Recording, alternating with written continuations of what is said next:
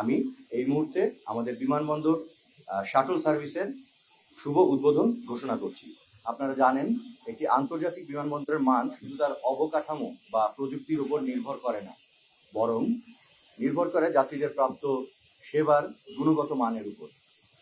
একজন যাত্রীর বিমানবন্দরে প্রবেশ থেকে শুরু করে গন্তব্যে পৌঁছানো পর্যন্ত প্রত্যেকটি ধাপে তিনি কতটা স্বাচ্ছন্দ্যে, নিরাপত্তা ও আন্তরিক সেবা পাচ্ছেন, সেটি একটি বিমানবন্দরের প্রকৃত মানদণ্ড। সেই লক্ষ্যকে সামনে রেখেই বাংলাদেশ বেসামরিক বিমান চলাচল কর্তৃপক্ষের নিজস্ব অর্থায়নে আজ আমরা ফ্রি শাটল সার্ভিস চালু করছি। এই সেবাটি বিমানবন্দর বাস স্ট্যান্ড, জসিমউদ্দিন মোড়, বিমানবন্দর রেল স্টেশন, কাওলা এবং বিমানবন্দর রুটে পরিচালিত হবে।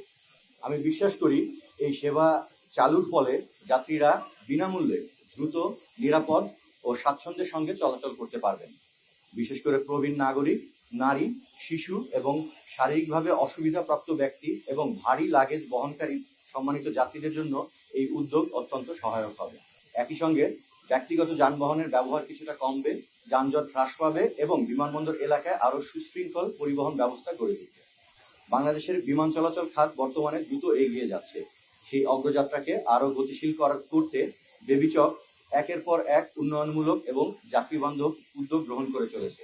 আমরা বিশ্বাস করি, আন্তর্জাতিক মানের বিমানবন্দর গড়ে তুলতে অবকাঠামোগত উন্নয়নের পাশাপাশি যাত্রী সেবাকেও সমান গুরুত্ব দিতে হবে। সেই দর্শন থেকেই এই ফ্রি শাটল সার্ভিস চালুর উদ্যোগ গ্রহণ করা হয়েছে। সম্মানিত যাত্রী সহবার্গে এই মূল মন্ত্রকে ধারণ করে হযরত শাহজালাল আন্তর্জাতিক বিমানবন্দর ভবিষ্যতেও যাত্রী সেবার মান উন্নয়ন, নিরাপদ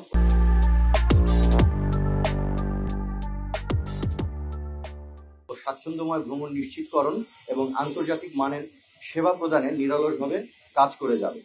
আমাদের প্রত্যাশা, এই উদ্যোগ সম্মানিত যাত্রীদের ভ্রমণ অভিজ্ঞতাকে আরও ইতিবাচক করবে এবং দেশের বিমানবন্দর সেবার প্রতি মানুষের আস্থা আরও বৃদ্ধি করবে।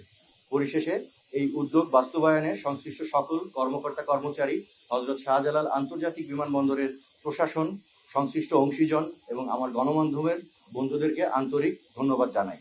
আপনাদের সহযোগিতা ও ইতিবাচক ভূমিকা আমাদের ভবিষ্যতের পথ চলাকে আরও সমৃদ্ধ করবে। আমরা আগের ফিজিবিলিটি স্টাডি অবশ্যই করেছি। এর আগে যে চ্যালেঞ্জটা ছিল, সেই চ্যালেঞ্জটা ছিল হলো যে সম্মানিত যাত্রীদের ঠিক সেরকম সাড়া পাওয়া যাচ্ছিল না। তো যেহেতু আমাদের বাসগুলো খালি রান করছিল, সেই হিসাবে সেটা তৎকালীন সরকারের সময় বন্ধ করে দেওয়া হয়। বাট এখন আমরা আবার দেখছি, আপনারা নিশ্চয়ই সোশ্যাল মিডিয়াতেও দেখছেন, আমাদের যাত্রীদের অনেক সময় অনেক কষ্ট হচ্ছে। তারা নিকটবর্তী বাস স্টপেজে যেতে তাদেরকে ব্যাগ নিয়ে যে সমস্যা হচ্ছে, যেহেতু ট্রলি আমরা আমাদের এই পার্কিং এরিয়া বা তার বাইরে আমরা যেতে দিচ্ছি না আমাদের নিজস্ব ট্রলির নিরাপত্তার স্বার্থেও, তো যাত্রীদের সমস্যা হচ্ছে। তো যাত্রীদের সমস্যা নিরসনেই মেইনলি এই পদক্ষেপটা গ্রহণ করা হয়, যেন যাত্রীরা এসে এখানে তারা মানে অসহায় না হয়ে পড়েন। তারা এখান থেকে তাদের ব্যাগেজ সহ যেন তারা নিকটবর্তী বাস স্টেশন অথবা রেল স্টেশনে তারা যেতে পারেন। এই জন্য এই উদ্যোগটা গ্রহণ করা হয়েছে। আমরা প্রতি 30 মিনিট অন্তর অন্তর এই বাসের সার্ভিসটা আমরা চালু করবো। এমন হতে পারে যে একজন যাত্রী আসলেন হয়তো ঠিক মানে চালু হওয়ার যে প্রথমার্ধে তাকে হয়তো কিছুক্ষণ ওয়েট করতে হবে, যে ওয়েটটা হয়তো তাকে একটা ট্যাক্সির জন্য করতে হতো বা আর একটা গাড়ি ঠিক করার জন্য করতে হতো। তো সেই সময়টা হবে না, বাট এই 30 মিনিটের জন্য একটু তাদেরকে ইয়াটা করতেই হবে না। এখানে আমি ক্লিয়ারলি বলতে চাই, এই ব্যবস্থাপনাটা সম্পূর্ণ ফ্রি।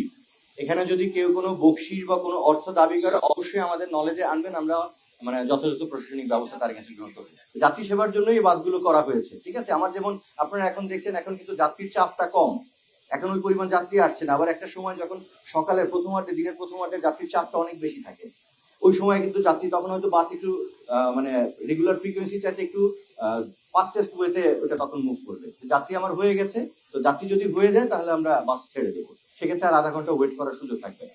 এটার দুইটা সাইড আছে, যে ব্যাগেজ 1 ঘন্টার মধ্যে ডেলিভারি হচ্ছে না কেন, বা আগে যেটা অনেক বেশি তাড়াতাড়ি ডেলিভারি হতো। এটার দুইটা সাইড আছে।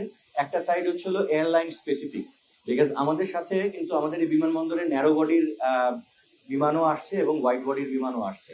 তো যখন আমার 250 প্যাসেঞ্জারের নিচের যে বিমানগুলো আছে, সেগুলোকে সাধারণত আমাদের 1 ঘন্টার মধ্যে ডেলিভারি হয়ে যাচ্ছে।